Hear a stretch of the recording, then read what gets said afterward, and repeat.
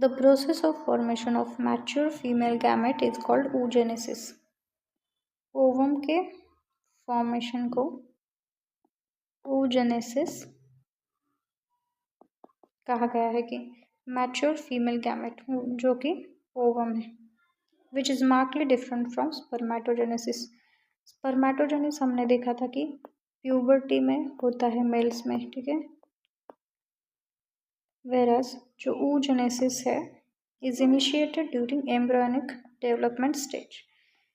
During embryonic development stage, जब एक girl child, ठीक है, सपोज एक गर्ल चाइल्ड है, वो एक मदर के वूम में है, तभी उसके अंदर oogenesis स्टार्ट होता है. वेरस मेल्स में जब वो प्यूबर्टी हिट करते हैं, जब वो 9, 10, 11, 12 साल के हो जाते हैं, तब उनमें स्पर्मेटोजेनेसिस स्टार्ट होता है. वेरस फीमेल्स जब अपनी मम्मी के पेट में रहते हैं, तभी उनके अंदर oogenesis स्टार्ट हो जाता है, ठीक है. ये जो फीमेल चाइल्ड है, ठीक, सपोज उसका ये ओवरीज है, एक लेफ्ट में एक राइट में. जब ये एम्ब्रॉय में है, तभी उसके एम्ब्रॉय के अंदर 1 million oogonia 1 million oogonia form होते हैं, ठीक है. Form within each fetal ovary. No, जब वो पैदा होगी, जब इस बेबी का बर्थ होगा, बर्थ के बाद कोई भी एक भी oogonia बर्थ के बाद इस ओवरी के अंदर ऐड नहीं होता है, ठीक है.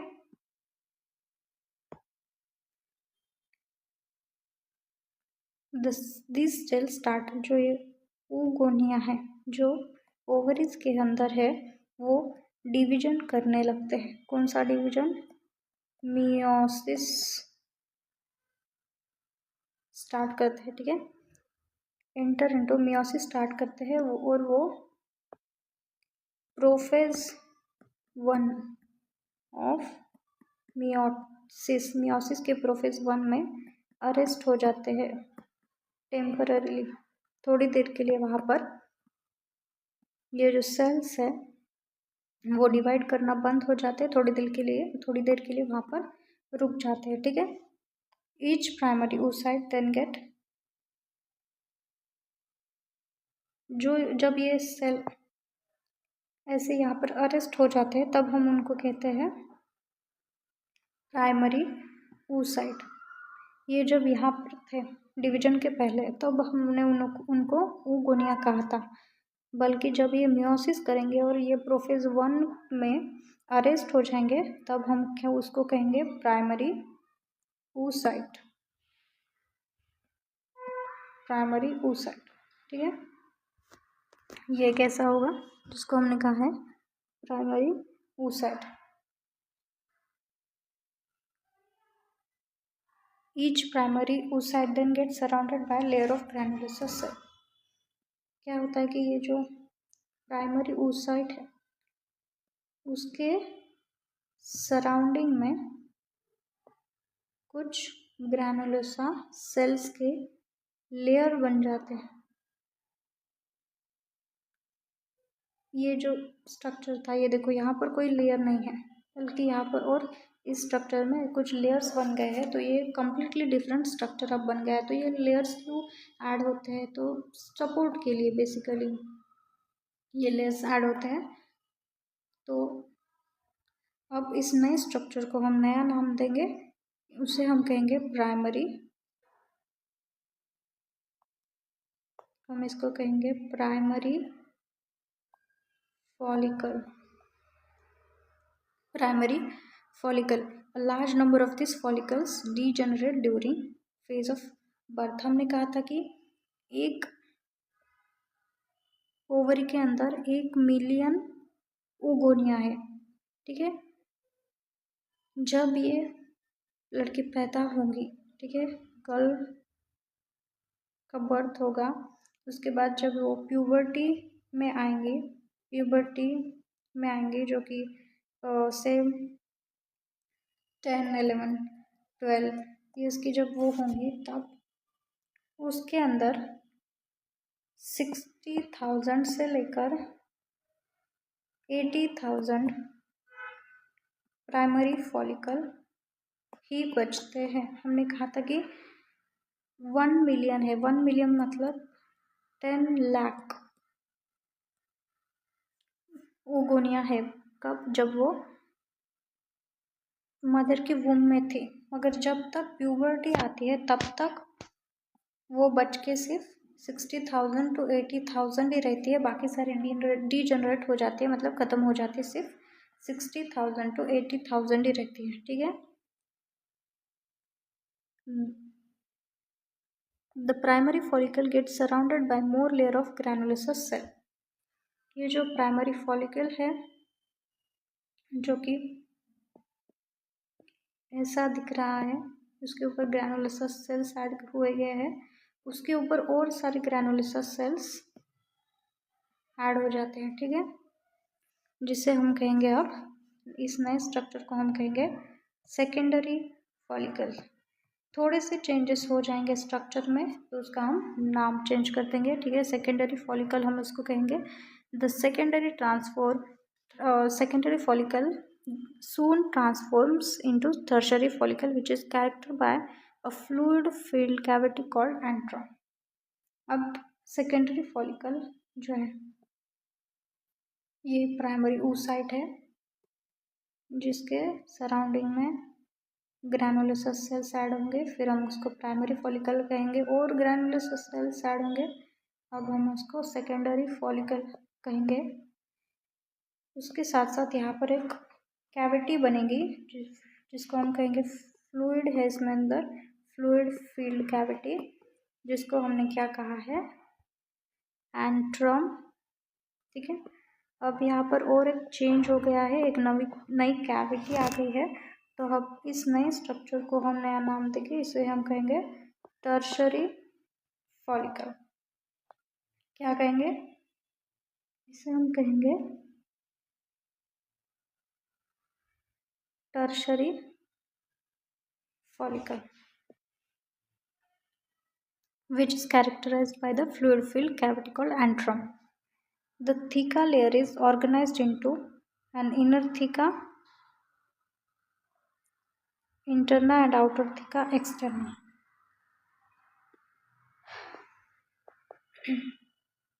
ये एक प्राइमरी oocyte है।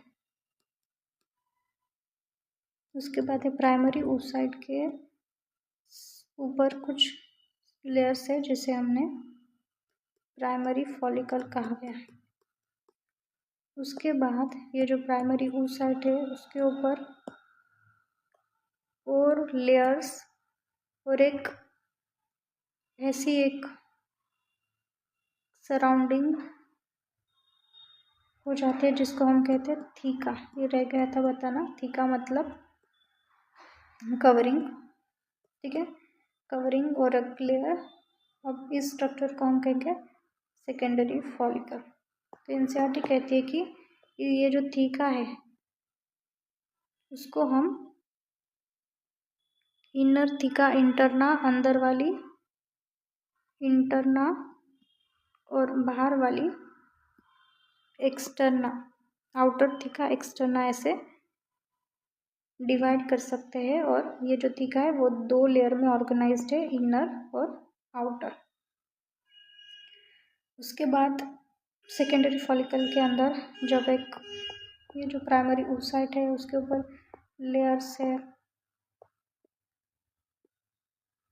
यहाँ पर एक cavity fluid field antrum cavity जब यहाँ पर हो जाती है तब इस स्ट्रक्चर को हमने टर्शरी फॉलिकल कहा था। ठीक है,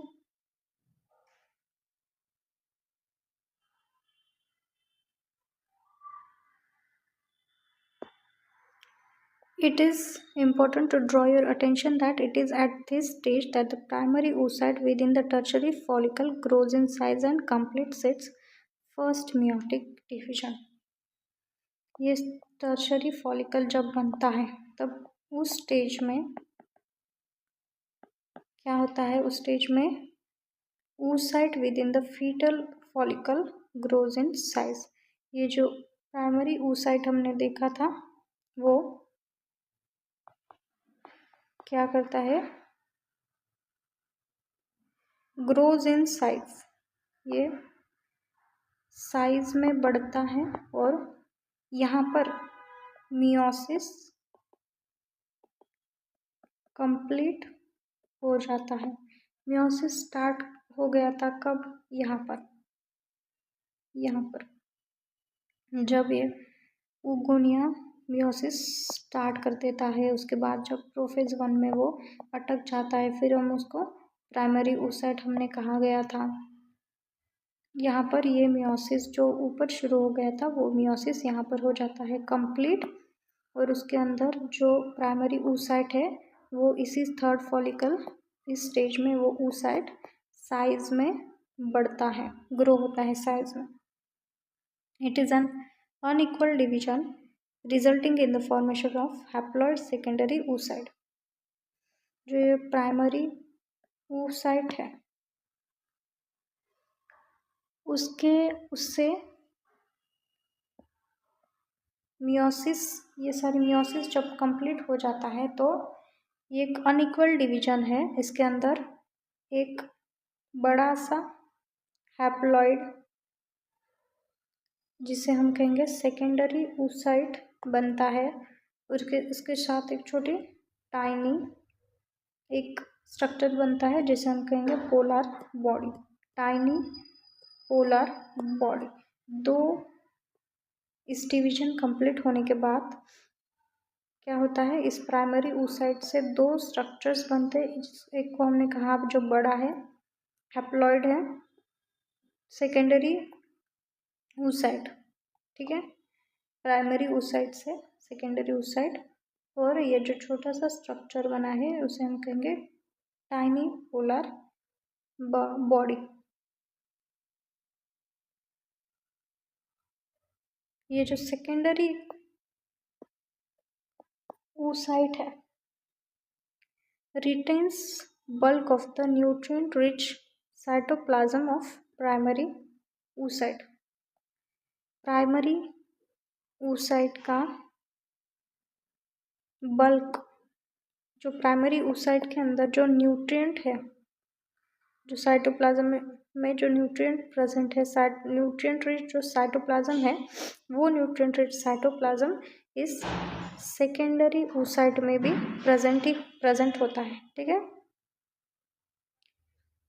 does the first, can you think of any advantage for this, nutrient provide करेगा। Does the first polar body born out of the first meiotic division divide further और degenerate। ये जो फर्स्ट पोलर बॉडी है वो divide करती है क्या, no, it doesn't divide. At present we are not very certain about this. The tertiary follicle further changes into mature follicle called Graafian follicle। जो ये टर्शरी फॉलिकल है, इधर यहाँ पर जो टर्शरी फॉलिकल है, ये हमने देखा है कि जो ये वाली चीज़ है, ठीक है, ये oocyte है, उसके ऊपर उसके अंदर एक कैविटी है, ठीक है, उसके ऊपर लेयर्स प्रेजेंट है। ये वैसे का वैसे ही है, लेयर्स वैसे के वैसे ही है, बस इसके अंदर ये जो एक सेकेंडरी oocyte बन गया है और एक पोलर बॉडी बन गई है। इसके ऊपर जो पहले लेयर्स थे वो वैसे के वैसे ही है, ठीक है। तो एनसीईआरटी क्या कहती है कि the tertiary follicle further changes into mature follicle और ग्राफियन फॉलिकल। ये चेंज होती है इनटू मैच्योर फॉलिकल और ग्राफियन फॉलिकल, ठीक है। ये हमारा सेकेंडरी oocyte है, ये पोलर बॉडी है।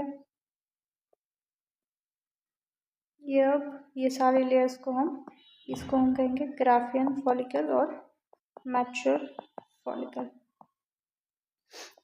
The secondary oocyte forms a new membrane called zona pellucida surrounding it. ये जो सेकेंडरी oocyte है उसके ऊपर एक नई लेयर बन जाती है, उस लेयर को हम लोग कहेंगे zona pellucida.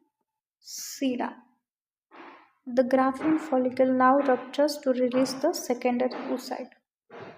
ये जो ग्राफियन फॉलिकल है, ये सराउंडिंग की लेयर है, ये रप्चर हो जाती है, ठीक है, ये टूट जाती है ऐसे। ये सेकेंडरी oocyte है, ठीक है, ये पोलर बॉडी है, ये जो लेयर है इसे थोड़ी सी ये टूट जाएगी, डिग्रेड हो जाएगी, और ये जो सेकेंडरी oocyte है वो बाहर निकल जाएगा। The Graafian follicle now ruptures to release the secondary oocyte. जो सेकेंडरी oocyte है वो बाहर निकल जाती है, जिसको हम कहेंगे ओवम। ये ओवम है, ठीक है, egg ovum. By the process called ovulation.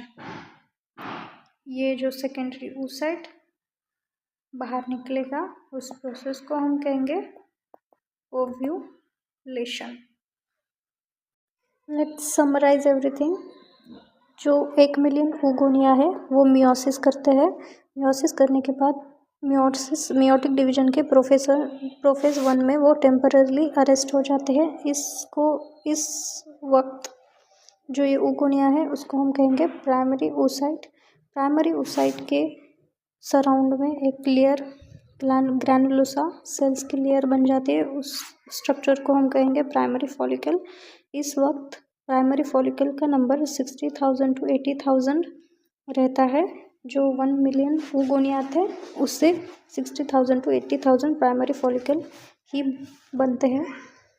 उसके बाद ये जो ग्रैनुलोसा सेल्स है उसकी और एक लेयर ऐड हो जाती है, और उसके सराउंडिंग में थीका लेयर भी ऐड हो जाती है, ठीक है, ये थीका लेयर भी ऐड हो जाती है। आउटर लेयर को हम कहेंगे एक्सटर्ना थीका, और अंदर वाली को इंटरना कहेंगे, ठीक है। अब इस स्ट्रक्चर जहाँ पर एक और ग्रैनुलोसा सेल और एक थीका ऐड हो गया है उस स्ट्रक्चर को हम सेकेंडरी फॉलिकल कहेंगे।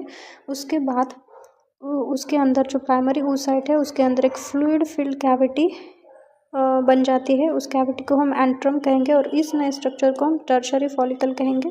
अब यहाँ पर टर्शरी फॉलिकल के बनने तक मियोसिस जो है, जो स्टार्टिंग में स्टार्ट हो गया था वो अभी कंप्लीट हो जाता है, और ये जो इसी वक्त ये जो प्राइमरी oocyte है वो साइज़ में बढ़ जाती है, ग्रो इन साइज़, और यहाँ पर ये जो मियोसिस हुआ वो इनकम्प्लीट डिवीजन होता है। यहाँ पर ये जो प्राइमरी oocyte है उससे 2 चीज़ें बनती है, एक सेकेंडरी oocyte और एक फर्स्ट पोलर बॉडी, जो कि छोटी होती है, टाइनी फर्स्ट पोलर बॉडी, और सेकेंडरी oocyte बड़ा होता है, ठीक है। ये जो सेकेंडरी oocyte है उसके अंदर जो प्राइमरी oocyte है उसका न्यूट्रिएंट रिच साइटोप्लाज्म इसके अंदर आ जाता है, ठीक है। जो सेकेंडरी oocyte है और जो प्राइमरी फर्स्ट पोलर बॉडी है उसके ये जो लेयर्स है उस लेयर्स के जगह पर यहाँ पर एक दूसरी लेयर आ जाती है जिसको हम ग्राफियन फॉलिकल, और इस नए स्ट्रक्चर को हम ग्राफियर फॉलिकल और मैच्योर फॉलिकल कहते हैं। और जो सेकेंडरी oocyte है उसके सराउंडिंग में एक नई लेयर आ जाती है, उसको हम कहेंगे जोना पेलुसिडा। अब क्या होता है बाद में, ये जो ग्राफियन फॉलिकल है ये रप्चर हो जाता है, ये टूट जाता है, और ये जो सेकेंडरी oocyte है वो बाहर निकल जाता है। और सेकेंडरी oocyte जब ओवरी से रिलीज़ हो जाती है, ईच ओवरी से एक जब रिलीज़ हो जाती है तो उस प्रोसेस को ओव्यूलेशन कहा गया है।